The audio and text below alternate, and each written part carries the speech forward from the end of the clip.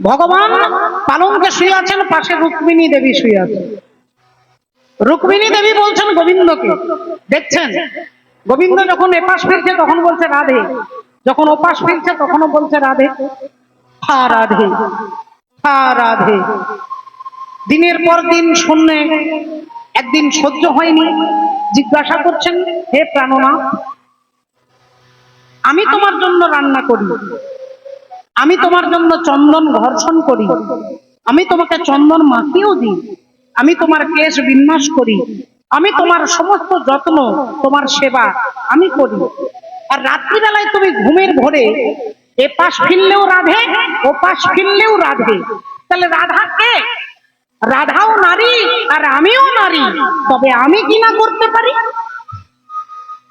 তুমি আমার নাম তো কখনো বলো না, তুমি তো কখনো হা রুক্মিণী বলো না, তুমি তো কখনো হা সত্যভামা বলো না, তুমি হা রাধে। রাধে, রাধা একটা নামটা শুনে মনে হচ্ছে নারী, আর আমিও নারী, তবে আমার থেকে সে কিসের শ্রেষ্ঠ তোমাকে আজকে বলতে হবে। ভগবান মিষ্টি হাসলেন আর হেসে বললেন, ভগবান বলছেন যে রাধে রুক্মিণী, ভাঙরে ভরিলে নদী, পুবান বাতাস বহে যদি, তরঙ্গ হয় নিরবধি, দর্শনে হয় ভয়, আর সেই তরঙ্গে তরি খুলে ঢেবের দুলাই দুলে দুলে, পাকা মাঝি সুকৌশলে ওপারেতে যায়, পৌঁছে যেমন ভাটির কানে নদীর বুক শুকায় আনে, তিন নৌকায় কতজনে করে পারাপার, মাঝি কেমন বুঝতে হলে নদী যখন উঠে খুলে, তরঙ্গে হাল ঠিক থাকিলে কেরামতি তার, এ দেহ নদী যৌবন কালে উঠে যাওয়ার জলে, প্রেম বাতাস তাহাতে পেলে উঠে যে তরঙ্গ, আর সেই তরঙ্গে রস পেলি, করিলে তারে রসিক বলি, বুঝতে হলে এই সকলই আগে করো সাধু সঙ্গ। হরি হরি রাধারানীর প্রেম কি, রাধারানী কি, এটা জানতে গেলে এই কলেজের হাজার হাজার বই পড়লে, ডিগ্রি থাকলে রাধার প্রেমকে আস্বাদন করা যাবে না। রাধার প্রেমকে জানতে গেলে, বুঝতে গেলে আগে তোমাকে সাধু সঙ্গ করতে হবে। ওগো গোপনে করো গোপী সাধনা, আর মধুর ব্রজ রসে ডুবে দেখো না, গোপনে করো গোপী সাধনা।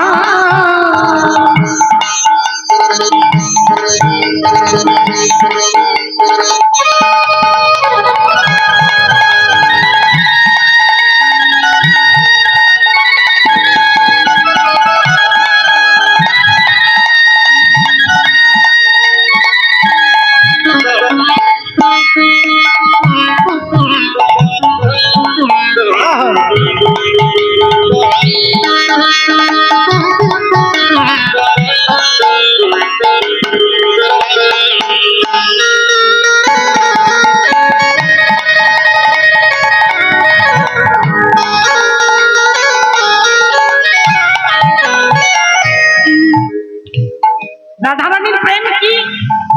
রুক্মিণী দেবী জিজ্ঞাসা করছে। অপ্রাকৃত ব্রজ প্রেম,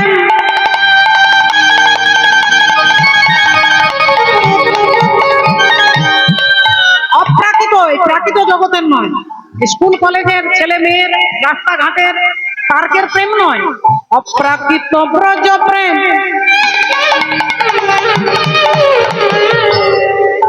কামুকের হয় মরণ,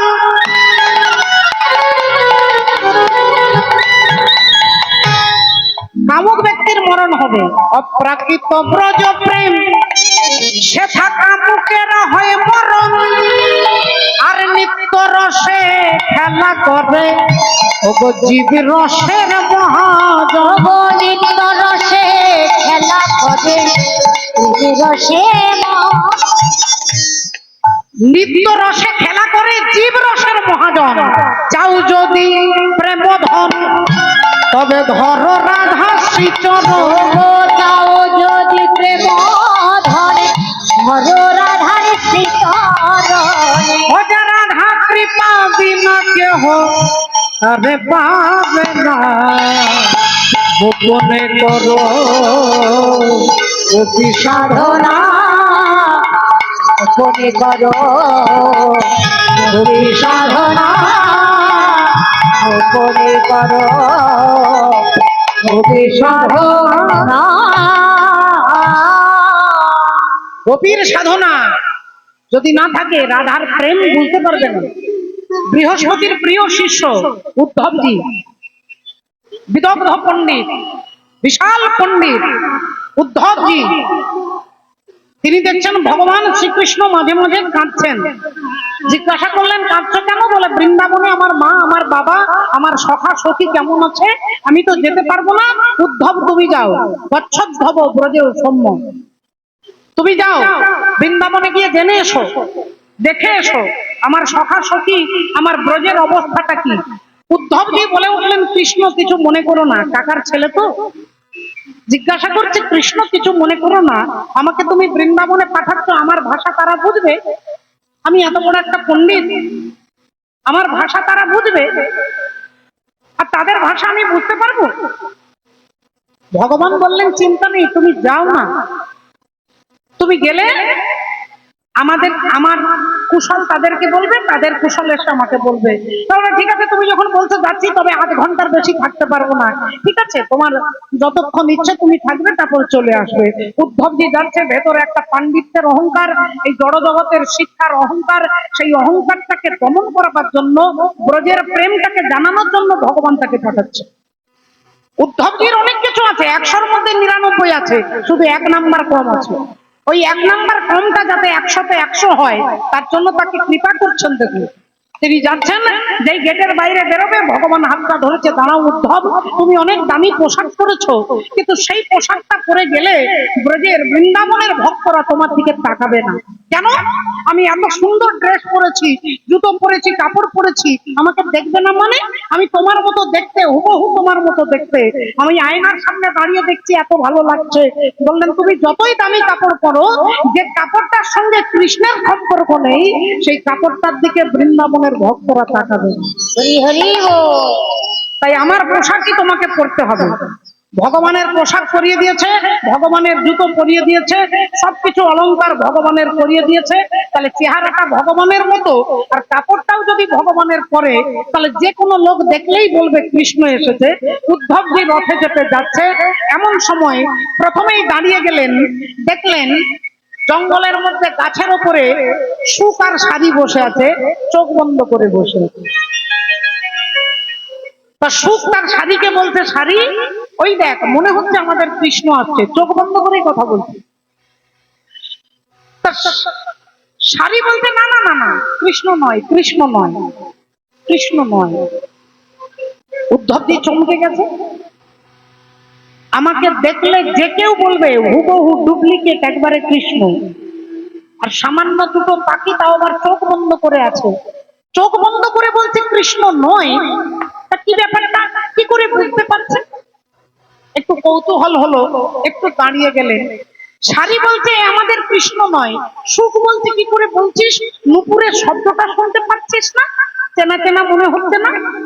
যে নুপুরের শব্দ আমরা সারা জীবন শুনেছি, সেই নুপুরটাই আজকে বাজছে, আর তুই বলছিস কৃষ্ণ নয়।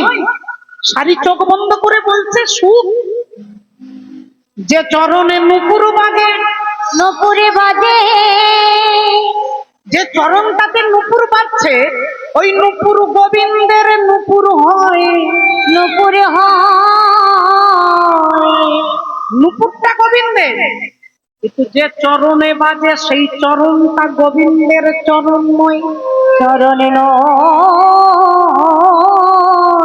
উদ্ধবজি চমকে গেছে, চমকে গেছে। নুপুরটা গোবিন্দের, কিন্তু পাটা গোবিন্দের নয়।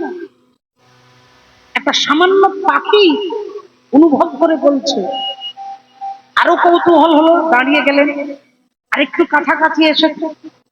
শাড়ি বলছে নুপুরটা গোবিন্দের, কিন্তু চরণটা গোবিন্দের নয়। সুখ বলছে তুই বুঝলি কি করে? যদি নুপুরটা গোবিন্দের হবে, তা চরণটাও তো গোবিন্দের হবে। শাড়ি বলছে ওরে সুখ, ওই চরণ যদি গোবিন্দের চরণ হতো না, তাহলে আমরা যে চোখ বন্ধ করে আছি, বলি আপনি নয়ন ভুলে যেত,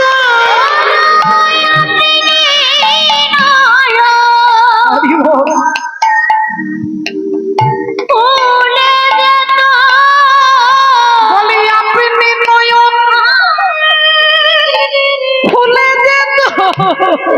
আপনি নয়ন খুলে যেত যদি ব্রজের কানাই ব্রজে আসিত, আপনি নয়ন খুলে যেত ব্রজের কানাই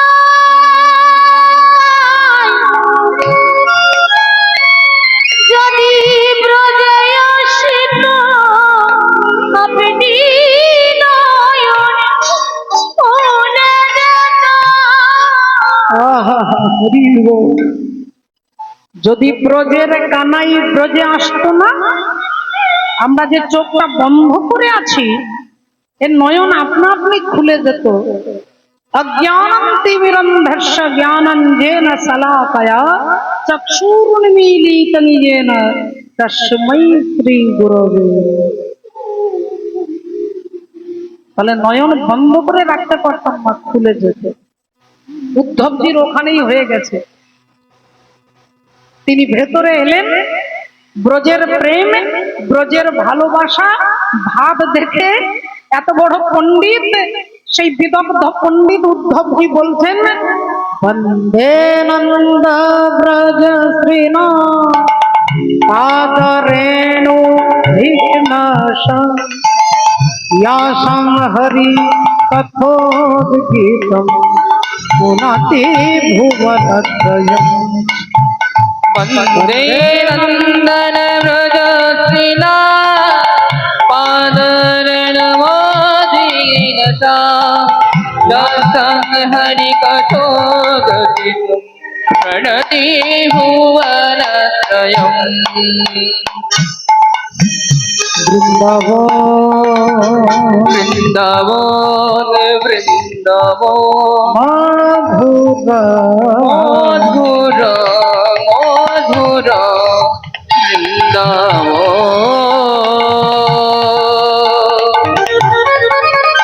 মাধুর।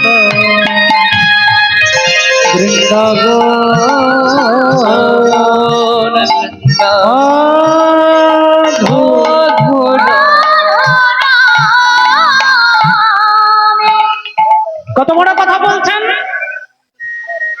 বন্দে নন্দ ব্রজ স্ত্রীণাং পাদ রেণু ভিঘ্নশয়। একটা চরণ ধুলার বন্দনা করছে, বললেন এত চরণ ধুলার বন্দনা করবার ক্ষমতা আমার নেই, একটা ধুলো তার বন্দনা করছে। সেই উদ্ধবজি বলছে যে বৃন্দাবনে আমাকে লতা গুল্ম করে দিও, আমাকে, আমি বৃন্দাবনের জন্য যদি লতা হয়ে থাকি। বললেন লতা হলে কি হবে? বললেন ওই বৃন্দাবনের ওপর দিয়ে যখন কেউ হেঁটে যাবে সেই ধুলোটা উড়ে এসে আমার মাথায় পড়বে। আহা, এই হচ্ছে ব্রজের ভাব, ব্রজের ভালোবাসা। অনুভব করতে হবে।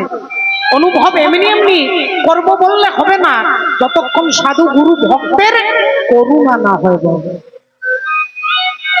করুণা না হয়। আপনাদের কাছে একটা সত্যিকারের ঘটনা বলবো। আপনারা যদি কেউ কখনো পুরী ধামে যান, পুরী ধামে পূর্ব দিকে দরজা দিয়ে ঢোকবার সময় ডান দিকে দেখবেন জগন্নাথের একটা আলেখ্য পাঁচিলের মধ্যে লেখা আছে। ওপরে লেখা আছে হিন্দিতে আর উড়িয়াতে লেখা আছে পতিত পাবন জগন্নাথ। আমার কথা আজকে শুনে রাখুন, যদি কখনো জগন্নাথের কৃপা হলে যান, গিয়ে দেখবেন একটা কালো পাথর, সিঁড়িতে দেখবেন কালো পাথর থাকে। ওই পাথরটা পেরিয়ে যাওয়ার দরকার নেই, সেখান থেকে 3 হাত পিছিয়ে যাবেন, ডান দিকে দেখবেন পতিত পাবন জগন্নাথ। আজ থেকে প্রায় 700 বছর আগে, 700 বছর আগে এখনো উত্তর ভারতে একটা বাজার আছে যার নাম হচ্ছে শাহ বাজার।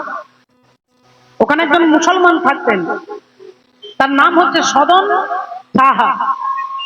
সাহা নয়, সাহা, তালি বসায় আকার হয় হসন্ত, সাহা, মুসলমান। কিন্তু তিনি পূর্ব জন্মে ছিলেন ব্রাহ্মণ, আগের জন্মে ব্রাহ্মণ ছিলেন। তার জীবনের একটা সংকল্প, একটা ব্রত, তিনি 1008টা তুলসী পত্র শালেগ্রাম শিলাকে নিবেদন না করে জলগ্রহণ করতেন না।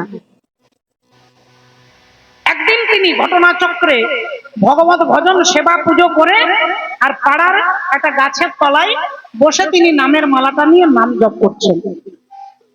এখন ঠিক সেদিক থেকে একটা রাস্তা দিয়ে একজন মুসলমান একটা গরুকে তাড়া করছে, আর গরুটা ভয়ে জানে তো যে আমাকে মরতে হবে, ভয়ে কি করেছে ওই ব্রাহ্মণের পাশ দিয়ে একটা ডান দিকের গলিতে ঢুকে গেছে আত্মরক্ষা করবার জন্য।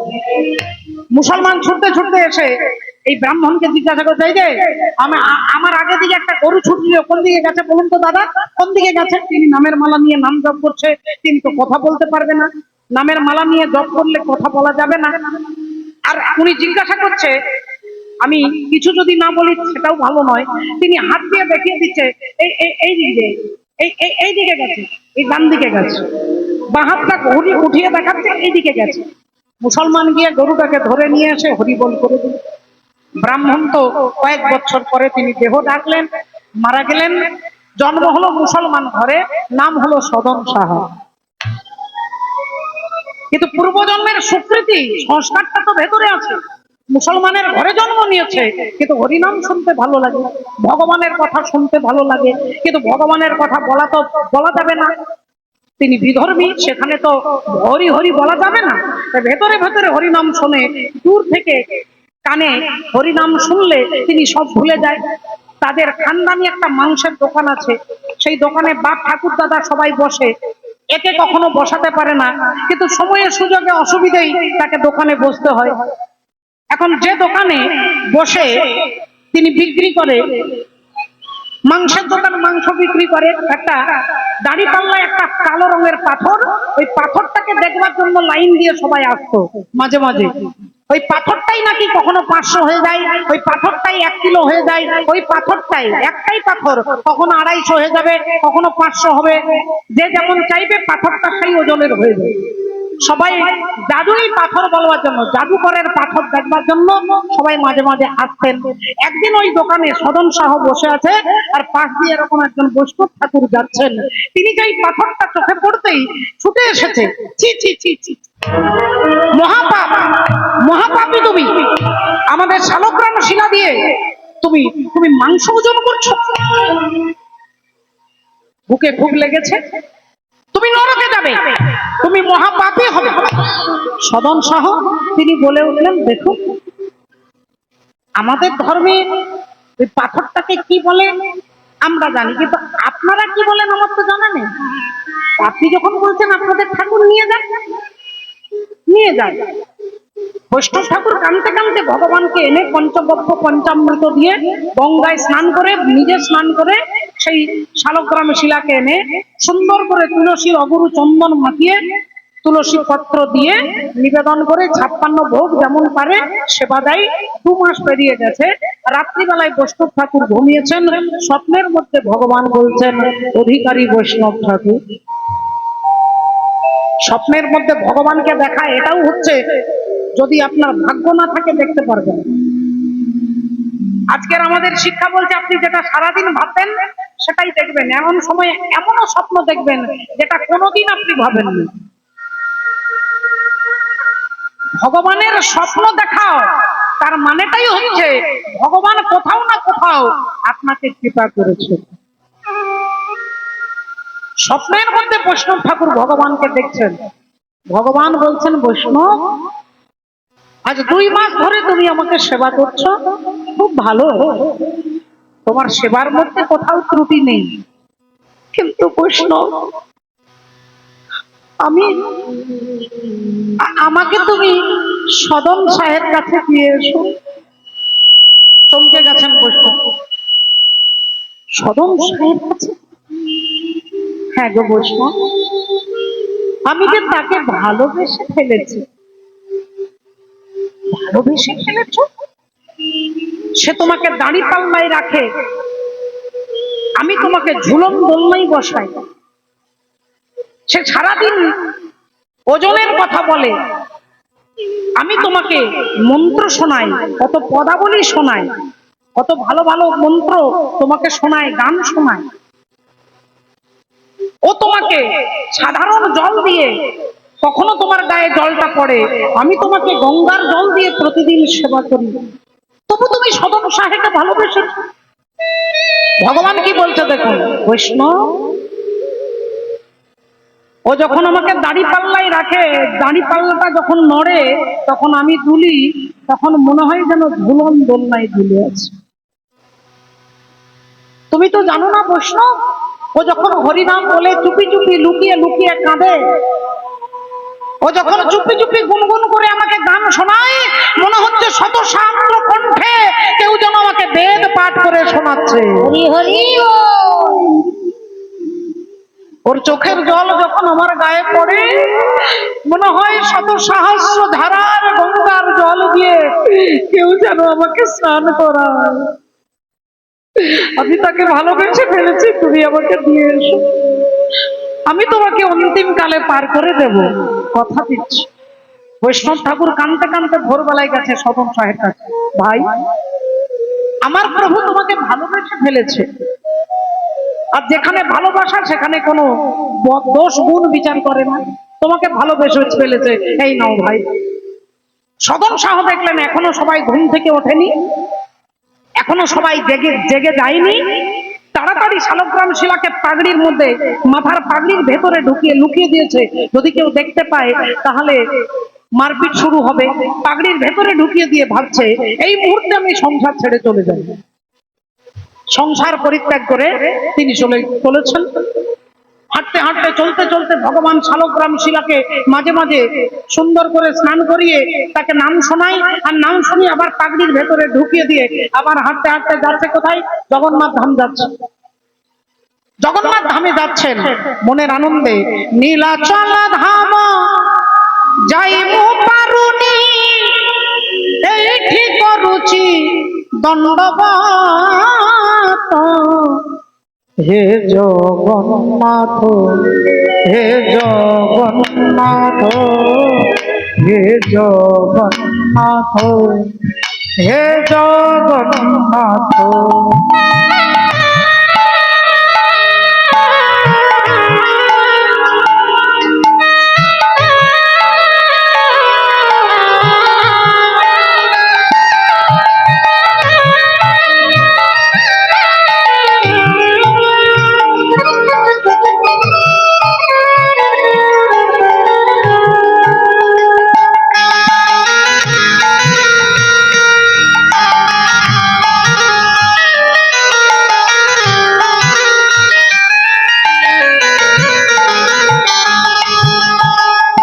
জীবনর বাট ভারী অঙ্কা বঙ্কা, বিচর বাট ছাতির ছনাকা।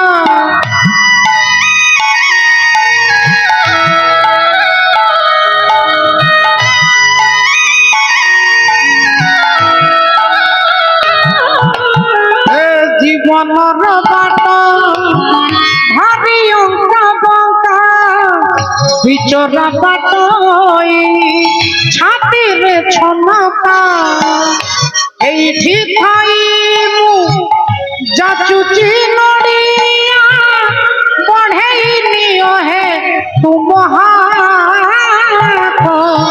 জগন্নাথ, হে জগন্নাথ, হে জগন্নাথ, হে জগন্নাথ।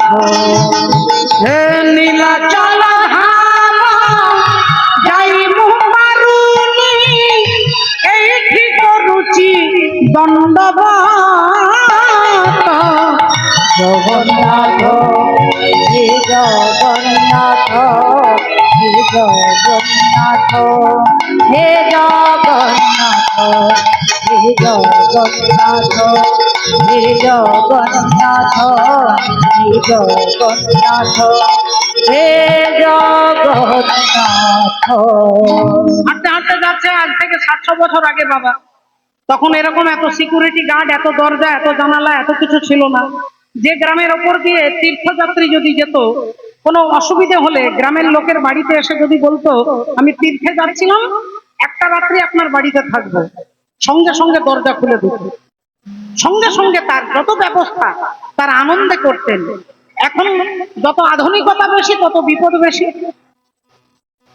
এখন সদন শাহ রাত্রি হয়ে গেছে, একটা বাড়িতে এসে বলছে যে মা, আজকে রাত্রিটা আপনার বাড়িতে আমাকে থাকতে দাম, আমি কাল সকালবেলায় বেরিয়ে চলে যাব। ভদ্র মহিলা বললেন আসুন, ভেতরে আসুন। সদন শাহের পা থেকে মাথা পর্যন্ত দেখে নিলেন, সুন্দর দেখতে। ভেতরে নিয়ে গেলেন, বিছানা করে দিলেন, বালিশ দিলেন। কিন্তু সেই ভদ্র মহিলা মনে মনে সদন শাহের প্রেমে পড়ে গেছে। রাত্রিবেলায় উঠে এসে বলছে আমাকে আমাকে নিয়ে আপনি পালিয়ে চলুন। সদন শাহ বললেন মাগো, তোমাকে আমি মা বলেছি, তোমাকে মাতৃ জ্ঞানে আমি প্রণাম করতে পারি, কিন্তু তোমাকে প্রেয়সী জ্ঞানে আমি তোমার সঙ্গে প্রেম নিবেদন করতে পারি। তোমার স্বামী আছে মা।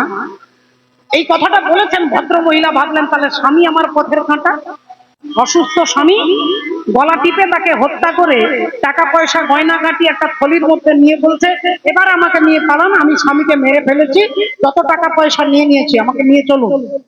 সদন শাহ বললেন কখনো তোমাকে মা বলেছি, এখনো তোমাকে মা বলছি। আমি তোমাকে প্রণাম করতে পারি, কিন্তু তোমার সঙ্গে প্রেম করতে পারি না। ভদ্র মহিলা প্রথমেই গীতাতে বলছেন অর্জুনকে ভগবান, যে কামে বাধা পড়লে ক্রোধ উৎপত্তি হয়, আর ক্রোধ থেকে কি হয় না, বুদ্ধি নাশ হয়। আর বুদ্ধি নাশ হলে, বিবেক নাশ হলে মানুষের পতন অনিবার্য হয়ে যায়। আপনারা টিভিতে দেখুন, কত হাজার হাজার পণ্ডিত ব্যক্তি, বড় বড় সাধু ব্যক্তি যারা, তারা ওই একটা জায়গায় ধরা পড়ে গিয়ে কত গন্ডগোল হচ্ছে, কত হাজার হাজার মানুষের বক্তব্য আপনারা দেখছেন, আপনারা অনুভব করে দেখুন। যখনই কামে বাধা প্রাপ্ত হলো, তিনি চলে গেলেন। সকাল হতে না হতে ওই গ্রামের জমিদারের কাছে গিয়ে বললেন যে বাবু, এই লোকটা আমার স্বামীকে খুন করে, এই দেখুন আমার টাকা পয়সা নিয়ে পালাচ্ছিল, আমি ধরে নিয়ে আপনার কাছে এসেছি। সদন শাহ চুপ করে দাঁড়িয়ে আছেন। জমিদার পা থেকে মাথা পর্যন্ত দেখে বুঝতে পারছেন যে ইনি এটা করতে পারে না, কিন্তু ইনি কিছু না বললেও তো হবে না, বিচার তো চাই। তা কি ব্যাপার, তুমি কি আমার স্বামীকে হত্যা করেছো? সদন শাহ চুপ করে আছে। তুমি এর টাকা পয়সা চুরি করেছো? সদন শাহ চুপ করে আছেন। জমিদার বলে উঠলেন এক কাজ করো, যখন চুপ করে আছে তার মানে চুপ করে থাকাটাও হচ্ছে একটা স্বীকৃতি দেওয়া। আমি যদি আপনাকে বলি বাবা আপনি কিছু পাবেন, আপনি যদি চুপ করে শোনেন তাহলে জানবো যে আপনি তার মানে সেবা করবেন, বলতে পারছেন না। তা চুপ করে যখন আছে, জমিদার বললেন তাহলে এক কাজ করো, ওর শাস্তি হচ্ছে ওর বাঁ হাতটা কেটে দেয়। জল্লাদের কাছে নিয়ে গেলেন, বাঁ হাতটা কাটা পড়ে গেল। সদন শাহ যন্ত্রণায় ছটফট করতে করতে তিনি তার কষ্টটাকে, দেখুন কিছুক্ষণ আগে বলছিলাম যে প্রারব্ধ কর্মের ফল আপনাকে ভোগ করেই শেষ করতে হবে। আপনার পাপ ভগবানের নামে সঙ্গে সঙ্গে মোচন হয়ে যাবে, কিন্তু অপরাধ তাহলে এটাকে খণ্ডন করা, প্রারব্ধ কর্ম একে ভোগ করে শেষ করতে হবে। দেখুন তার বাঁ হাতটা কাটা পড়ে গেল কেন? তিনি আগের জন্মে যখন মুসলমানটা বলছিল গরুটা কোথায়, এই বাঁ হাতটা দিয়ে দেখাচ্ছিল এইদিকে গেছে, এদিক দিয়ে গেছে। এ জন্মে তিনি কোনো অপরাধ করেননি, কিন্তু পূর্বজন্মের অপরাধের দেখুন প্রারব্ধ কর্মের ফল তিনি হাসি মুখে সহ্য করছেন। কেন না তিনি ভগবানের ভজন করেন। ওই ভজনের এত ক্ষমতা, শত দুঃখকে আপনি অকাতরে সহ্য করতে পারবেন, এটাই হচ্ছে ভজনের লাভ। তার বাঁ হাতটা কাটা পড়ে গেল, তিনি কিচ্ছু বললেন না। কয়েকদিন কষ্ট পেতে পেতে তিনি আবার শালগ্রাম শিলাকে মাথায় নিয়ে ছুটছেন জগন্নাথ ধাম। যখন জগন্নাথ ধামের কাছাকাছি চলে এসেছে, ভগবান জগন্নাথ পান্ডাদেরকে স্বপ্নে বলছে আমার ভক্ত আসছে, পালকি নিয়ে যাও, পালকি নিয়ে এসো। ভক্তরা বলছে প্রভু তোমার তো লক্ষ লক্ষ ভক্ত, কত ভক্ত, কেউ ডান দিক থেকে কেউ বাঁ দিক থেকে আসে, তা তোমার কে ভক্ত কি করে বুঝবো? বললেন আমার যেমন হাত নেই, আমার ভক্তেরও একটা হাত নেই। শ্রী হরি বল। তুমি আমার ভক্তকে নিয়ে এসো, পালকি নিয়ে যাও। ভক্তরা কাঁধে পালকি নিয়ে ছুটলেন, এসে সদন শাহকে দেখতে পেয়ে বলছে ভাই তুমি তাড়াতাড়ি পালকিতে ওঠো, আমার জগন্নাথ তোমাকে ডেকেছে। সঙ্গে সঙ্গে 3 পা পিছিয়ে গিয়ে সদন শাহ হাত জোড় করে বলছে আমি পালকিতে যাব না, পালকিতে যাব না। আচ্ছা আচ্ছা তাহলে কি আপনার জন্য রথের ব্যবস্থা করব? বললেন আমি রথেও যাব না। তাহলে কি হাতি নিয়ে আসে, হাতির পিঠে করে যাবেন? আমি হাতিতেও যাব না। তাহলে আপনি এক কাজ করুন, আপনি আমাদের কাঁধে চড়ুন, আমরা কাঁধে করে নিয়ে যাচ্ছি। আমি আপনাদের কাঁধে চড়েও যাব না। তাহলে আমাদের প্রভু আপনাকে ডেকেছে, আপনি যাবেন না? বললেন যাব। তা কি করে যাবেন? আমি গড়াগড়ি যাব মন্দিরের কাছাকাছি, ভেতরে যাচ্ছেন না, বসে জগন্নাথ জগন্নাথ জগন্নাথ বলে কাঁদছেন। ঠিক রাত্রি 2:30 বাজে, 2:30 বাজে ভগবান শ্রী মন্দির ছেড়ে সদন শাহের কাছে এসে দাঁড়িয়েছে। মিষ্টি কণ্ঠে ডাকছেন, সদন, ও সদন, ঠাকুর তুমি এসেছো? রত্ন বেদী ছেড়ে, শ্রী মন্দির ছেড়ে তুমি রাস্তায় বেরিয়ে এসেছো? ভগবান বলছেন, সদন, আমি তোমাকে দেখবো বলে ডেকেছি, তুমি একবারও আমার কাছে গেলে না, তাই বাধ্য হয়ে তোমাকে দেখার জন্য এই রাস্তায় আমিও বেরিয়ে এসেছি। তোমার মতো ভক্তের, তোমার মতো অনুরাগী ভক্ত থেকে আমি দূরে থাকতে পারি না, ভক্ত থেকে আমি দূরে থাকতে পারি না। তাই তুমি যখন আমার মন্দিরে এলে না, তখন আমাকে তোমাকে দেখার জন্য বেরিয়ে আসতে হলো। আরে সদা ইতিহাস প্রমাণ থাকবে, এ জগৎ দেখবে, আমি 1 ঘন্টার জন্য নয়, 1 দিনের জন্য নয়, আজ থেকে আমি এখানেই দাঁড়িয়ে থাকবো। আমার নাম হবে পতিত পাবন জগন্নাথ। হরি হরি আমার নাম হবে পতিত পাবন জগন্নাথ। রাধে।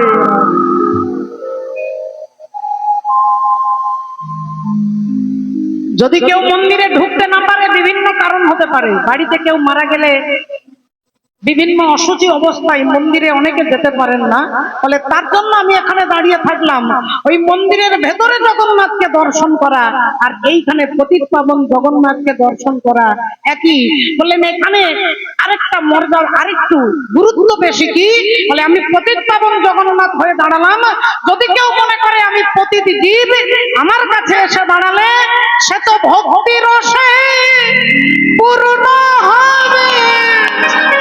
ভক্তি রসে পূর্ণ হবে, ভক্তি রসে পূর্ণ হবে, ভক্তি রসে পূর্ণ হবে। আমার কাছে এসে দাঁড়াবে তবে, ভক্তি রসে পূর্ণ হবে, কাছে এসে দাঁড়াবে যাবে। ভক্তি রসে পূর্ণ হবে, কাছে সে নড়বে যাবে, এ তো ভক্তি রসে পূর্ণ হবে, কাছে সে নড়বে এ যাবে, তো ভক্তি রসে পূর্ণ হবে, কাছে সে নড়বে যাবে, ভক্তি রসে পূর্ণ হবে, কাছে সে নড়বে এ যাবে, তো ভক্তি রসে পূর্ণ হবে, সে নড়বে যাবে, ভক্তি রসে পূর্ণ হবে, সে নড়বে যাবে। ভক্তি রসে পূর্ণ হবে। আপনারা এরপরে যখন জগন্নাথ ধামে যাবেন, পতিত পাবন জগন্নাথকে অবশ্যই দর্শন করবেন। ভক্তের হয়ে ভগবান এসে দাঁড়ালেন। ওমা, ভক্তকে যে বড় ভালোবাসে, তাই রাধারানীকে বলছে, রাধে তোমারও লাগিয়া সাধের গোলক ছাড়ি না, তোমার লাগিয়া সাধের গোলক ছাড়িলামে। আর রাধা নামে সাধা দাসী আমি মুরলি শিখিলাম। ও গো তোমারলা গিয়া সাধের মুরলি শিখিলাম। তোমার লাগিয়া সাধের মুরলি শিখিলাম, মুরলি শিখিলাম। বলি নাও গো সাধে রাধে, আমার বাঁশি আমি জগতের সব থেকে বেশি ভালোবাসি আমার এই মুরলীকে। আর এই মুরলী কেন ভালোবাসি না, এতে রাধা রাধা নাম বলে। এ যে রাধা নামের সাধাবাসী, এ যে রাধা নামে রাধাবাসী, বলি তাই তো আমি ভালোবাসি। এ যে রাধা নামে রাধাবাসী, ও গো তাই তো আমি ভালোবাসি। রাধা নামে রাধাবাসী, তোমার লাগিয়া সাধের মুরলী শিখিলাম। তোমার লাগিয়া সাধের মুরলি শিখিলাম, তোমার লাগিয়া সাধের মুরলি শিখিলাম। আচ্ছা, তুমি আমার কথা বিশ্বাস করছো না তো? বিশ্বাস করছো না? ইথে যদি প্রত্যয় না হয় মদন করো সাক্ষী। মদন করো সাক্ষী, যদি বিশ্বাস না হয় তাহলে মদন মানে কামদেবকে, বলছে কামদেবকে দেখে জিজ্ঞাসা করো। হরি বল, কত বড় কথা বলছে। আপনারা জানেন যে মদন বিজয়ী লীলা হচ্ছেন ভগবান শ্রীকৃষ্ণের রাসলীলা, যেখানে কামকে দমন করা হয়েছে। কাম দমন লীলা। মদনের অহংকার ছিল যে আমি সবাইকে হারিয়েছি, আমার কাছে ব্রহ্মা, আমার কাছে মহাদেব, সবাই হেরেছে। তাহলে গোবিন্দ যখন রাস করবে তখন আমি যাব। আর সেই সময় রাধারানী মদনের দিকে কটাক্ষ নেত্রে তাকিয়েছিলেন। মদনাক্ষ মহাভাব দর্শন করে মদন থরথর করে কাঁপছে, হাতের ধনুর্বাণ খসে পড়েছে। তার যে মদন তোমার কাছে হেরেছে তাকে তুমি ডেকে জিজ্ঞাসা করো, আমি তোমাকে কথা দিচ্ছি, তুমি যা বলবে। ইথে যদি প্রত্যয় না হয় মদন করো সাক্ষী, আর আদেশ করহ নাম পদতলে লিখি। পদতলে লিখি, রায়, আমার নাম তোমার চরণের তলায় লিখে দেব। ও রায়, লিখে দেব, বলো না, লিখে দেব আমার নাম তোমার চরণের তলায়। রাধারানী চুপ করে আছে। মৌনম সম্মতি লক্ষণম, চুপ থাকাটাও হচ্ছে সম্মতি দেওয়া। তা বলছে তাহলে তোমার চরণের তলায় নামটা লিখে দিচ্ছি। বলে না না না না, আমার একটু ভুল হয়ে গেছে। তোমার কোমল পদে কঠিন নাম লিখিতে আচর যায়। আচরে যায়, যদি তোমার চরণের তলায় আমার নামটা, তুমি সোজা আমি বাঁকা, আমার বাঁকা নামটা লিখতে যদি তোমার চরণের তলায় লাগে, তাহলে এক কাজ করো, আমি মাটিতে নাম লিখে দিচ্ছি। ওগো ভূমিতে লিখি নাম পদ রাখো তাই। ও গো পদ রাখো তাই। এত বড় মিষ্টি কথা, তবুও রাধারানীর মান গেল না। না গেল দুর্জয় মান জ্ঞান দাসে ভনে, তবুও গেল না, চুপ করে আছে। তাহলে মিষ্টি কথাটা কাজ হলো না, তাহলে শাম চলে গেল। এবার দান, দান মানে কিছু দেওয়া। তা কি দেবে? রাধারানীকে কি সোনার গয়না দিয়ে? যার বাবা হচ্ছে বৃষভানু রাজা, রাজার মেয়ে, তাকে কি গয়না দিলে তার মান ভাঙবে? তাহলে কি দেওয়া যেতে পারে গোবিন্দ চিন্তা করছে। চাহ মুখ তুলি রায়, চাহ মুখ তুলি, চাহ মুখ তুলি রায়, চাহ মুখ তুলি। ওগো নয়ন নাচনে নাচে হিয়ার পুতুলি রাধে বিনোদিনী। ওগো নয়ন নাচনে নাচে হিয়ার পুতুলি রাধে বিনোদিনী। আচ্ছা রাধে, তুমি দেখো, আমার দিকে দেখো, আমার দিকে দেখো, আমাকে দেখো। এই দেখো আমি যে কাপড়টা পরেছি, পিত পিন্ধন মোর তুয়া অভিলাষে,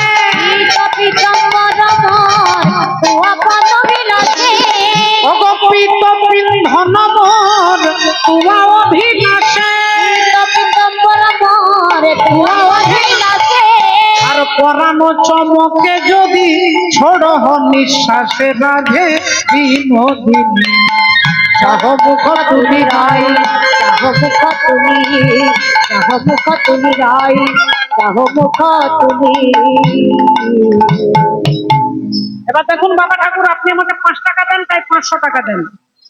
আমি আপনার বাড়িতে সাহায্য চাইতে গেলাম, আপনি যদি বলেন আপনি কোটি টাকার মালিক, আপনি বলেন না এটা আছে, এটা 10,000 টাকা দিয়ে হাঁটা, আমি হাঁটা 10,000 টাকা দিয়ে দে, আপনি বলবেন বাবু আমার লাগবে না। আপনি 10 টাকা দিচ্ছেন কি 10,000 টাকা দিচ্ছেন এটা বড় কথা নয়, কেমন করে দিচ্ছেন এটা বড় কথা। কেমন করে দিচ্ছেন এটা বড় কথা। আপনি 1 টাকা দিয়ে আমার মাথায় হাত দিয়ে আশীর্বাদ যদি করেন, আমার উচিত সেটাকে লক্ষ টাকা মনে করে আনন্দে গ্রহণ করা। আর আপনি লক্ষ টাকা দিচ্ছেন, ছুড়ে দিয়ে যদি চলে যান, তাহলে বাবা ওটা দান নয়, ওটা অপমান করা।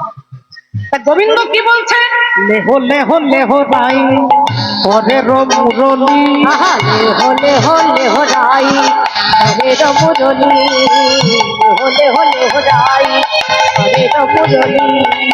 এটা একটা কথা শোনো, আমি তোমাকে আমার হাতের বাঁশিটা দেবো, সব থেকে প্রিয় জিনিসটা তোমাকে দেবো, এটা বিনিময়ে আমি হচ্ছি বৈশ্য জাতি, গরু চড়ানো আমার কাজ। তা আমি মাঠে ঘাটে গরু চড়াই, সারাদিন গরুর পেছনে ছুটতে হয়, পরিশ্রম করি, কিন্তু ওই গাভীকে আবার বাড়িতে নিয়ে গিয়ে সকালবেলায় দহন করা হয়। তাহলে আমিও কিছু নিই আর বিনিময়ে তাকে কিছু দিই। তা তোমাকে আমি বাঁশিটা দেবো, তার বিনিময়ে তোমাকেও কিছু দিতে হবে। কি দিতে হবে? লেহ লেহ লেহ রায় পরে মুরলি, হলে হলে হরাই, হরে রমুরলি। পরশিতে চাই তোমার চরণের ধুলি রাধে বিনোদিনী। ভোগ পরশিতে চাহে মোর চরণের ধুলি রাধে বিনোদিনী। আচ্ছা রাধে, তুমি বলো, তোমাকে বলে করুণাময়ী, প্রেমময়ী, অথচ তোমার যদি করুণা না থাকে তোমাকে কেউ করুণাময়ী বলবে? যার টাকা আছে সে যদি 1 টাকাও না দেয় তাকে কেউ ধনী বলবে না।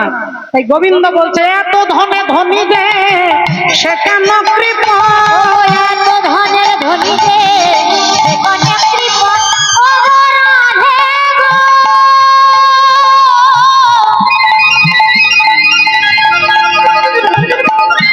ও গো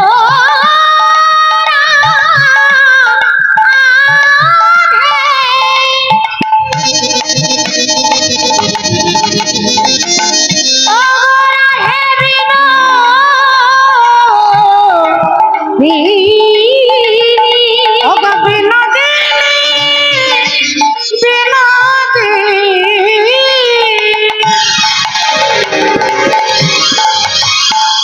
এত ধনের ধনী যে সে কেন কৃপণ, এত ধনের ধনী যে সে কেন কৃপণ, কেন দাস কহে কেবা বুঝিবে মম রাধে বিনোদিনী। রাধে কহে বুঝিতে মরণ রাধে বিনোদিনী। চাহ মুখ তুলি আই, চাহ মুখ তুলি নয়ন নাচনে নাচে হিয়ার পুতুলি রাধে বিনোদিনী। নয়ন নাচনে নাচে হিয়ার পুতুলি রাধে।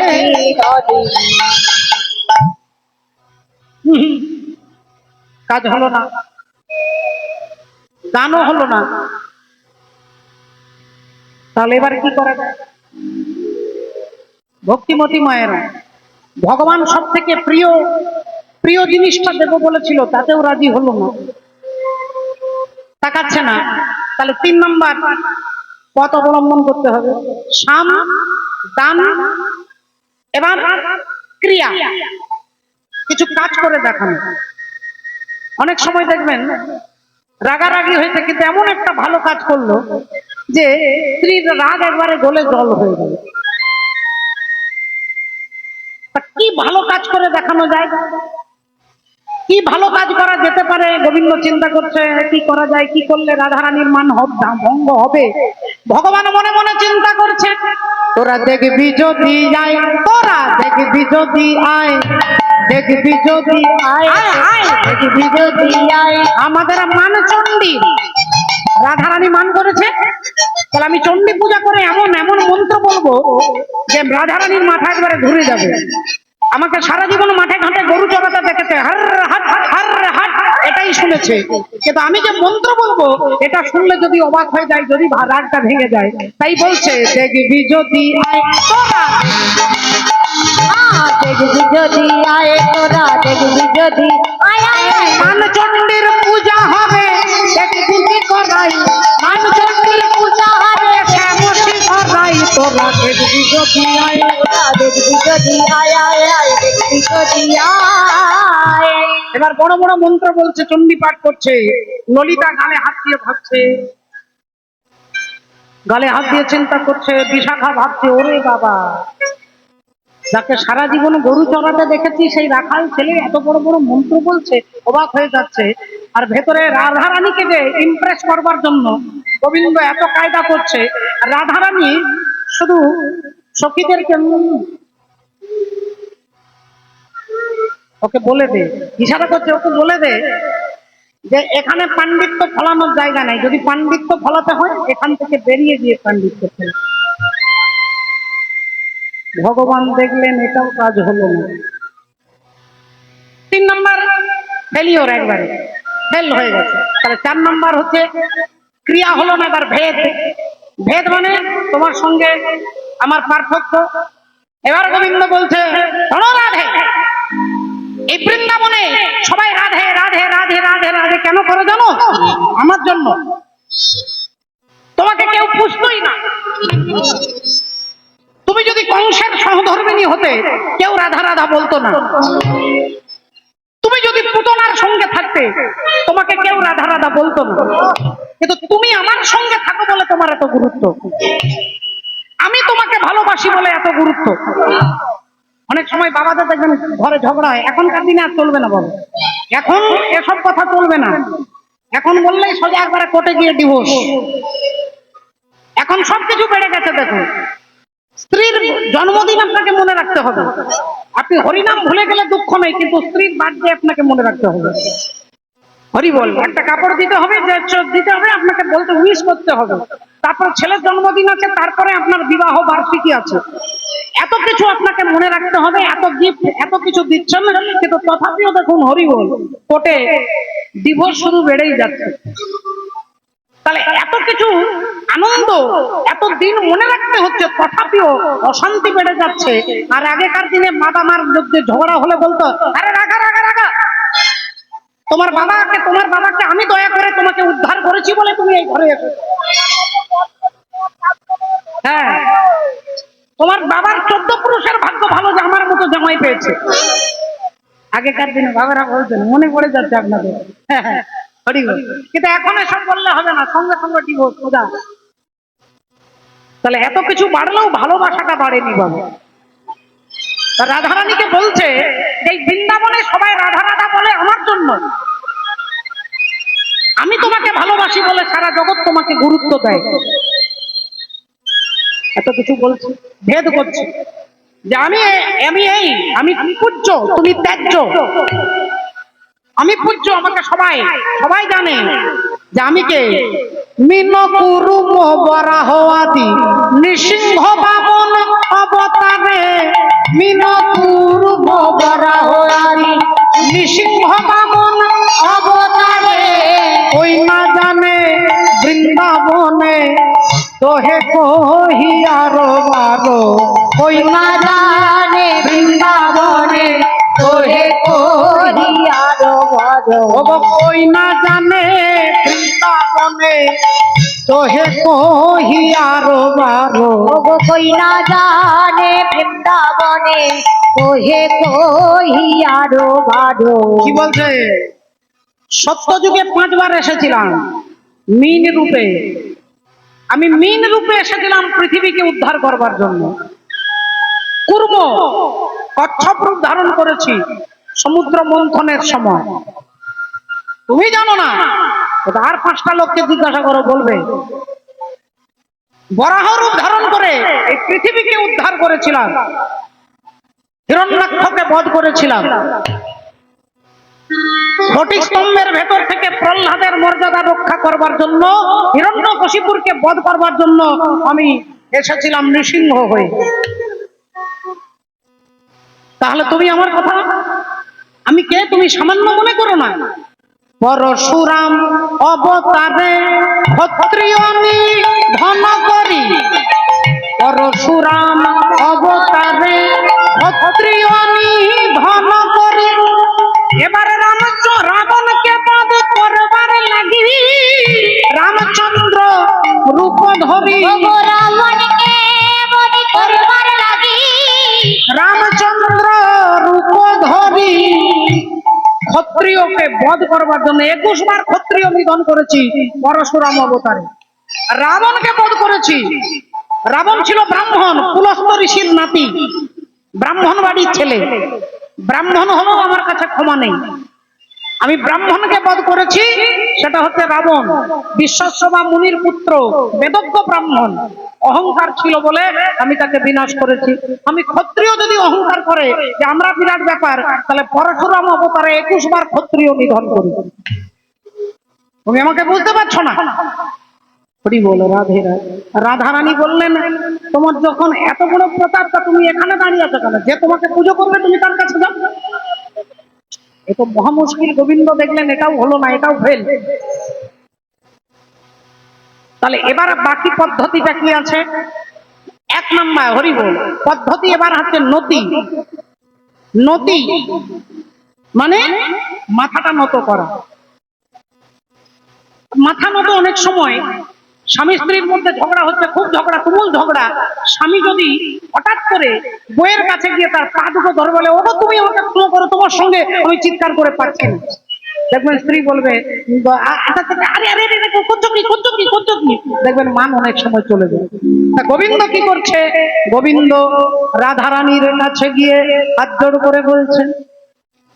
এবার কি বলবে দেখুন, আপনারা সকলে শুনেছেন।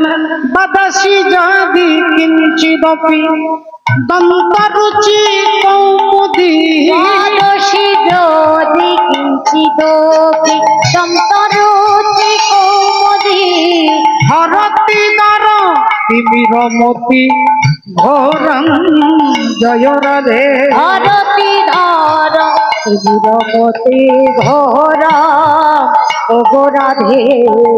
হরতি দর তিমিরমতি ঘোরং জয় রাধে, দর তিমিরমতি ঘোর, ওগো রাধে। সুরত ধার শ্রীধরে তব বদন চন্দ্রমা সুরত ধার রসি ভাবে, তব বদন চন্দ্রমা রচয়তি নয়ন চকরং জয় রাধে, হৃদয়তি নয়ন চকর, ওগো রাধে। সপতি মদনানল দহতি মম মানস। বলছেন গোবিন্দ, রাধে তুমি একবার আমার দিকে তাকিয়ে আমাকে তুমি বকো, আমি তোমাকে বারণ করব না। আমাকে তুমি অপমান করো, আমি তাও বারণ করব না। তুমি একবার যদি আমার দিকে তাকিয়ে বদসি যদি কিঞ্চিদপি, বদসি মানে বলো, কিঞ্চিত মানে একটু, অপি মানে ও, যদি একটুও বলো, তাহলে তোমার যে কথা বললেই প্রথমে কি দেখা যাবে না? কথা বললে দাঁত দেখা যাবে। তোমার দাঁতগুলো হচ্ছে চাঁদের মতো। বদসি যদি কিঞ্চিদপি দন্ত রুচি কৌমুদি, চাঁদের কিরণকে বলে কৌমুদি। তুমি হেসে যদি আমার সঙ্গে একবার কথা বলো, তোমার দাঁতের কিরণে ছটাতে আমার যে ভয়ের অন্ধকার, আমার যে ভেতরে ভয়, তুমি যে আমাকে ত্যাগ করছো, এই ভয়ে এই অন্ধকারটা দূরে চলে যাবে যদি তুমি একবার আমার সঙ্গে কথা বলো। হরি হরি বল। বলি কিঞ্চিত মাত্র বলো কথা, কিঞ্চিত মাত্র বলো কথা, ওগো দূরে যাবে মনের ব্যথা, কিঞ্চিত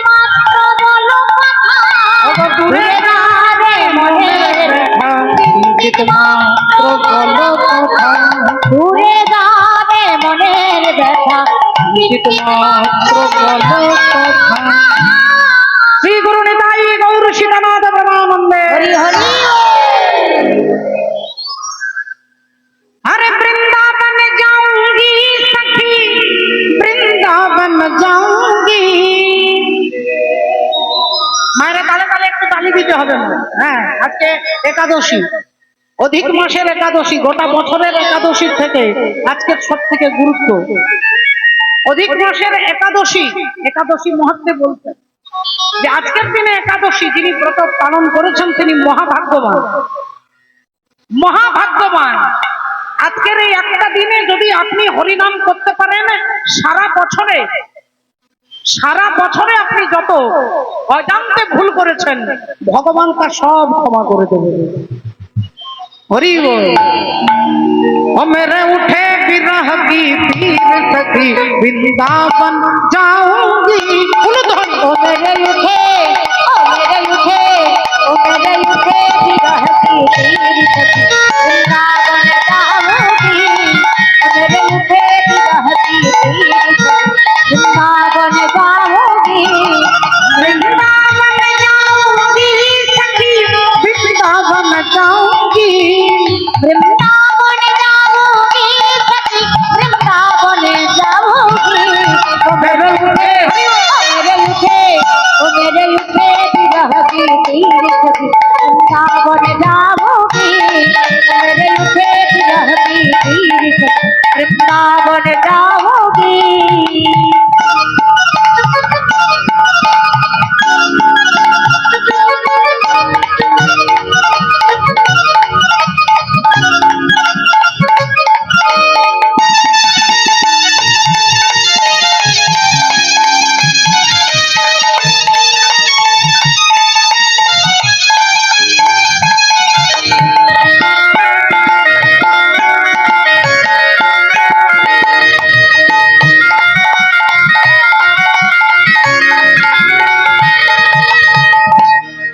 हमने छोड़ दिया सब भोजन पानी तेरी विरह में। मैंने छोड़ दिया सब भोजन पानी तेरी विरह में। ओ मैंने छोड़ दिया सब भोजन पानी तेरी विरह में। तो मैंने छोड़ दिया सब भोजन पानी तेरी विरह में। ओ मेरे उठे, मेरे उठे, ओ मेरे उठे विरह की पीर सखी, वृंदावन जाऊंगी। ओ मेरे उठे, ओ मेरे उठे, ओ मेरे उठे विरह की पीर सखी, वृंदावन जाऊंगी। मेरे उठे विरह की पीर सखी, वृंदावन जाऊंगी। बोलो राधे राधे राधे राधे राधे राधे। राधे राधे राधे राधे राधे राधे।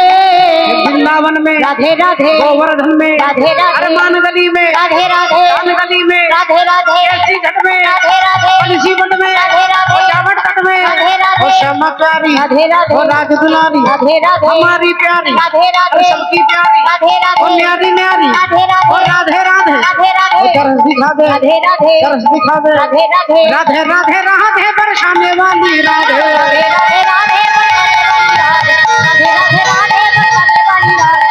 राधे राधे राधे बरसाने वाली राधे।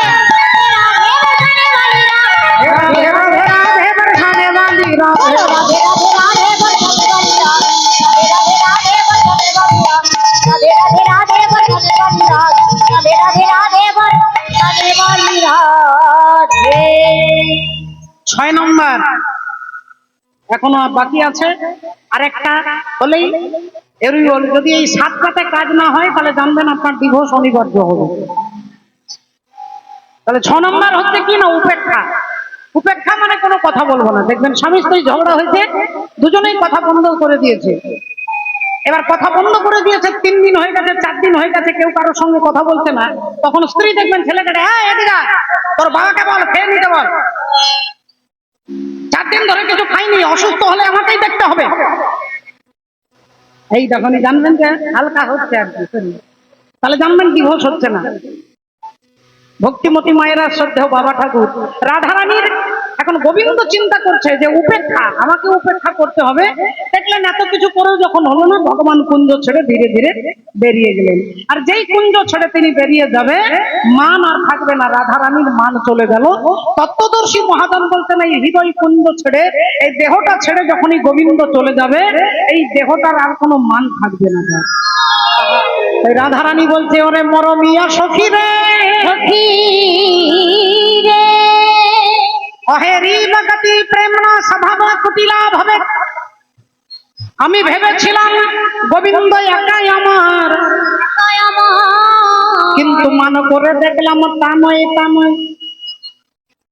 মান করে দেখলাম এই যে গোবিন্দ যে চলে গেল, আমার অবস্থা ওরে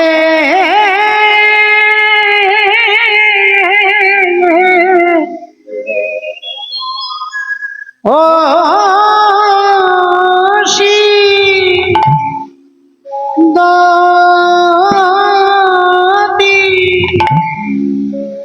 সিদতি সখী মম হৃদয়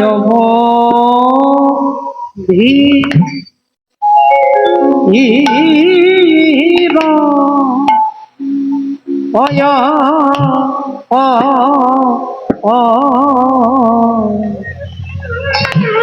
ওই আমি বলাম বলাম, এখন আমার প্রাণ যায় গো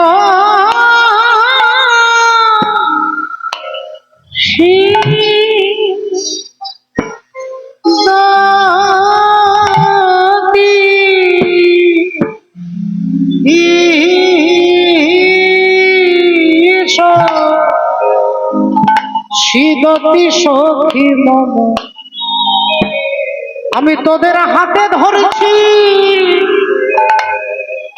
আমি তোদের পায়ে পড়ছি, এমন হরিহারানো মানবিয়া করব নানা করব না সখী। আমি তোদের হাতে ধরছি আর পায়ে পড়ছি, তোরাই আমার কৃষ্ণ ধনেকে এনে দিয়ে আমায় বাঁচাবে। কৃষ্ণ ধনে এনে দিয়ে কেউ আমায় বাঁচাবে। আমি তোদের কাছে শপথ করে বলছি, এমন হরিহারানো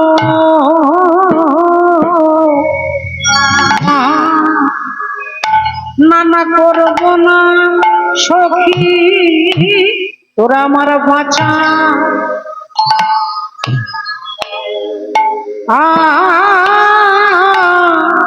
প্রাণ কৃষ্ণ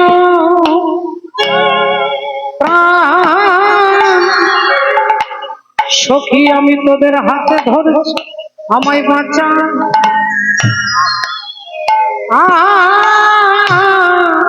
বাঁচা রে প্রাণ কৃষ্ণ দিয়ে সখী আমায় বাঁচা বাঁচা রে প্রাণ কৃষ্ণ দিয়ে সখী তোরা বাঁচা বাঁচা রে প্রাণ কৃষ্ণ দিয়ে সখী তোরা বাঁচা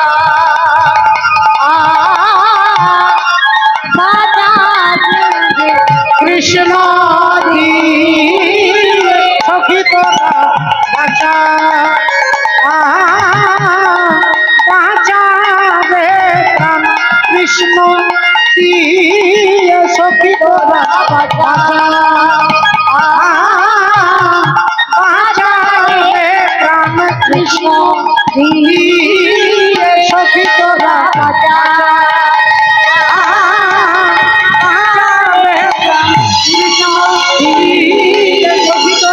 বাঁচা বাঁচা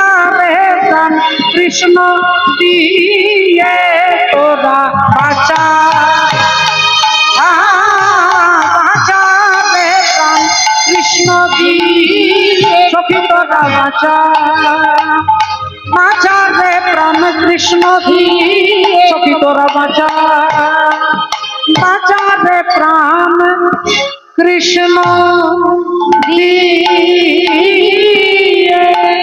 সখী তোরা বাঁচা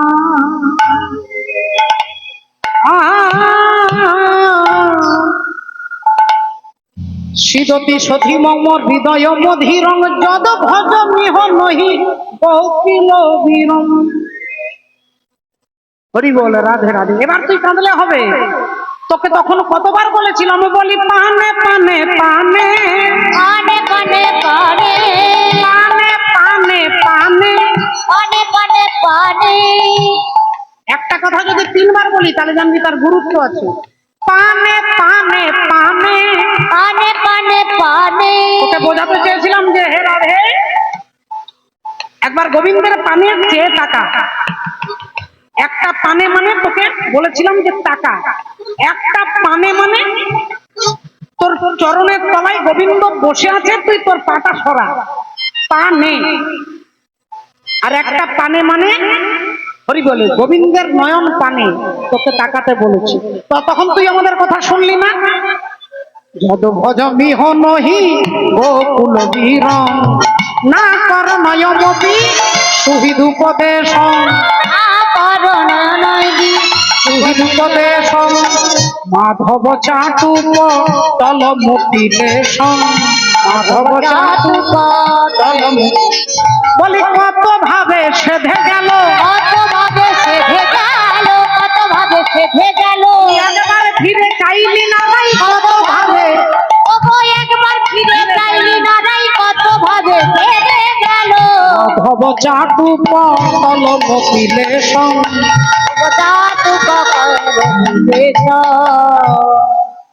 যেই চলে গেছে রাধারানী বলছে তোরা আমার গোবিন্দকে এনে দে, আমার গোবিন্দকে এনে দে, নইলে আমি প্রাণে বাঁচবো না। তোদের হাতে ধরছি, পায়ে ধরছি, আমার গোবিন্দকে তোরা এনে দে।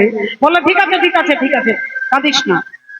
তুই যখন নিজের ভুল বুঝতে পেরেছিস তখন বিশাখা বলছে তুই কাঁদিস না, দেখছি কি ব্যবস্থা করা যেতে পারে, তুই কাঁদিস না রাই, একটু ধৈর্য ধর, একটু ধৈর্য ধর, আমি তোর গোবিন্দকে এনে দিচ্ছি। এই বলে জিতি কুঞ্জর গতি মন্থর গীতিকুঞ্জর গতি মন্থর চলত সবর নারী গীতিকুঞ্জর গতি মন্থর চলত সবর নারী। বংশী বট যা বট তট বনহি বনহেরি ওগো বংশী বট যা বট তট বনহু বনহু হেরি, বংশী বট যা বট তট বনহু বনহু হেরি।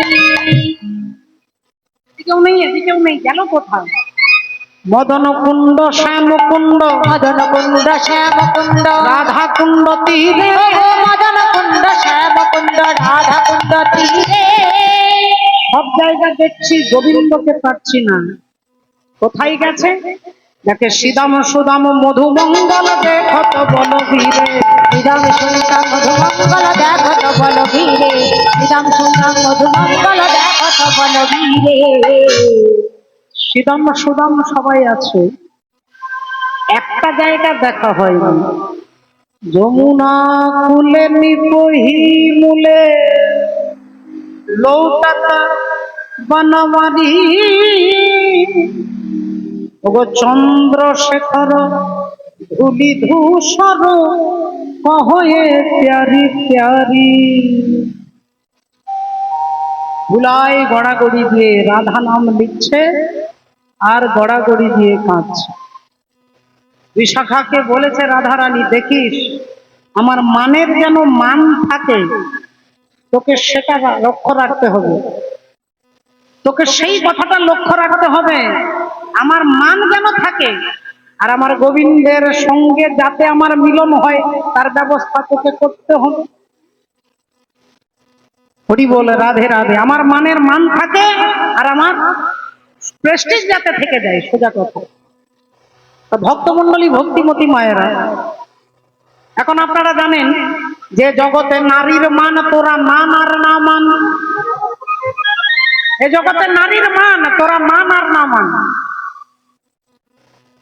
আপনি ট্রেনে যাবেন, বাসে যাবেন, হরি বল, 1000 লক্ষ লোক থাকতে পারে, যদি লেডিস দাঁড়িয়ে থাকে আপনাকে উঠে যেতে হবে। হ্যাঁ, লেডিস জেন্টসের চেয়ারেও বসতে পারে, লেডিসের চেয়ারে কিন্তু আপনি বসতে পারবেন না। কোন মহিলা আজ পর্যন্ত বধূ নির্যাতন অনেক অনেক কেস ফাইল হয়েছে, কিন্তু পুরুষ নির্যাতন বউরা কি কম নির্যাতন করে স্বামীর ওপরে? কিন্তু সহজে কেস হয় না। যদিও আমি এটার পক্ষপাতী নই, হ্যাঁ হরি বল, অনেক সময় বেশিরভাগ মেয়েরাই বেশি অত্যাচার করে। আমি মেয়ে হয়ে বলছি, তবে মায়েরা যারা আছেন আমাকে কীর্তনের শেষে মারবেন না।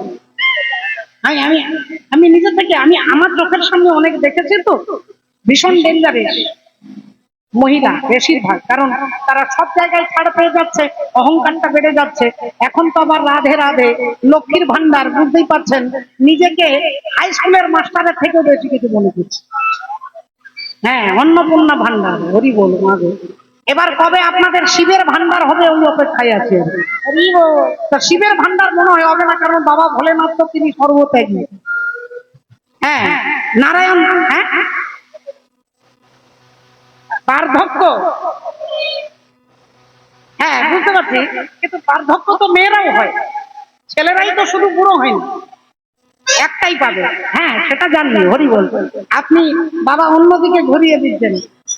জয় নিতাই, জয় রাধে। একবার সবাই মিলে বলো রাধা রানী কি জয়। বলেন। আমার মান যেন, মানের যেন মান থাকে, তাহলে তুই সেই দিকটা তোকে লক্ষ্য করতে হবে। ওরাই কিশোরী গো রাধে, ওরাই কিশোরী,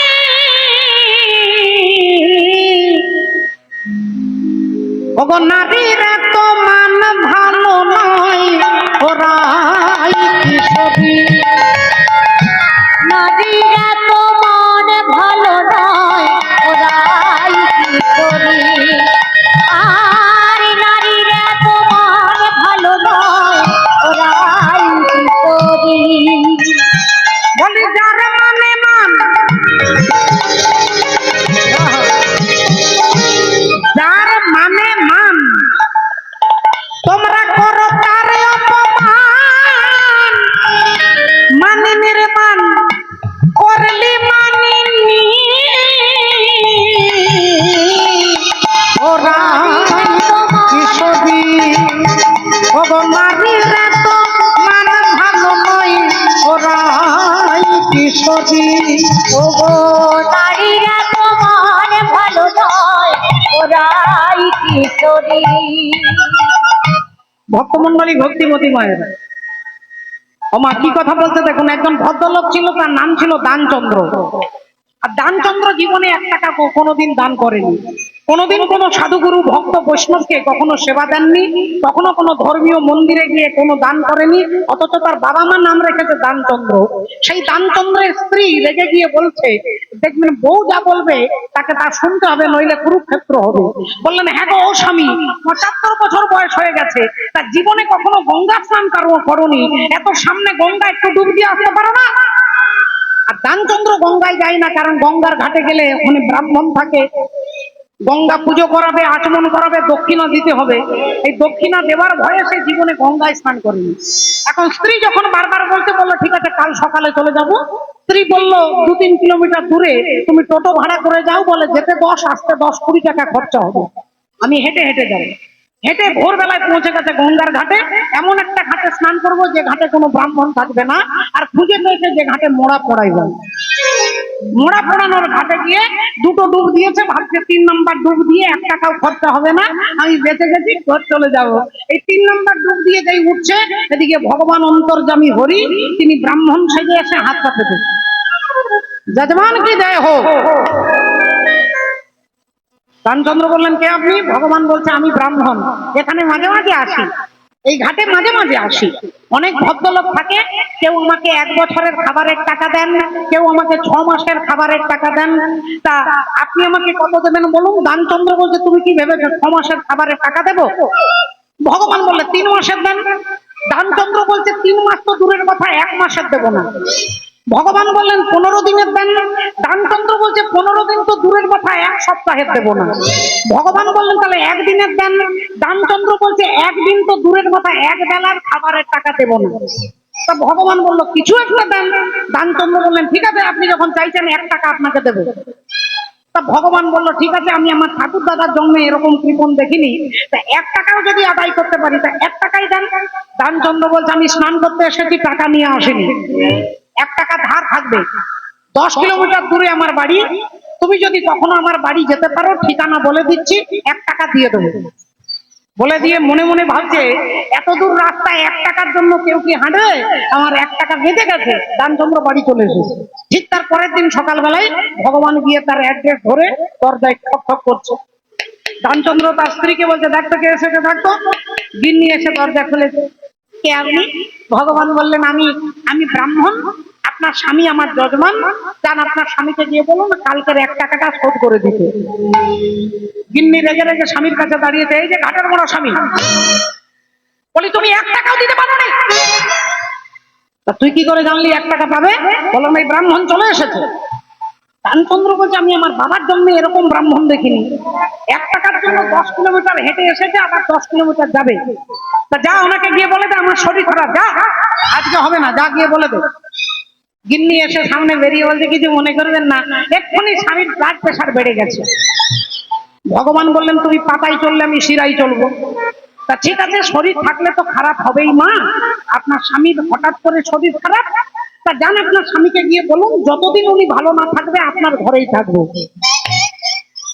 আপনি চাল দেবেন, আপনি ডাল দেবেন, আপনি ঘি দেবেন, আপনি নুন দেবেন, আপনি চিনি দেবেন, আমি রান্না করে ভোগ লাগাবো আর ভোগ লাগিয়ে সেবা করবো। জান আপনার স্বামীকে নিশ্চিন্ত থাকতে বলুন, যতদিন ভালো না থাকবে হবে আমি ততদিন থাকবো। গিন্নি এসে চুপি চুপি স্বামীকে বলছে ওগো স্বামী, ঝামেলা হাটিয়ে দাও, 1 টাকা দিয়ে দাও, ঝামেলা হাটাও, 1 টাকা দিয়ে দাও। হরি বল, একবারে লেখা চুকিয়ে দাও। ও বলছে যতদিন তুমি ভালো না হবে আমাদের ঘরে থাকবে। তা স্বামী বলল ঠিক আছে, একবারে লেখা চুকিয়ে দে, গিয়ে বলে দে স্বামী এক্ষুনি মারা গেল, এক্ষুনি গিয়ে বলে দে স্বামী এক্ষুনি মারা গেল, যা গিয়ে বলে দে। হরি বল, রাধে রাধে। এখন যেই বলেছে মারা গেছে, গিন্নি এবার কেঁদে কেঁদে বলছে ও মা গো, ও মা সর্বনাশ হয়েছে গো। ভগবান বললেন কি ব্যাপার, কি হয়েছে?